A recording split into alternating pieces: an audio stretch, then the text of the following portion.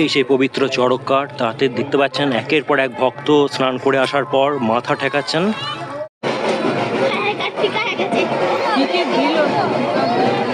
বাবা দুধ পুকুরে আস্তে আস্তে ভক্তগণ নেমে পড়লেন।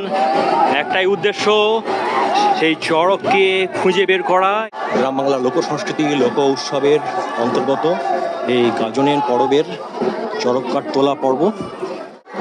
দুধপুকুর থেকে চড়ক তোলাকে কেন্দ্র করে এই মুহূর্তে দাসপুরের লাউদা ভূতনাথ মন্দিরের প্রাঙ্গণেতে দেখতে পাচ্ছেন কি পরিমাণ ভিড় হয়েছে। আর ভক্তগণ চেষ্টা করছে যত তাড়াতাড়ি সম্ভব বাবার সেই চড়ক কাঠকে খুঁজে পায়। পবিত্র চড়ক কাঠকে ভাসিয়ে আস্তে আস্তে নিয়ে যাওয়া হচ্ছে পাড়ের দিকে।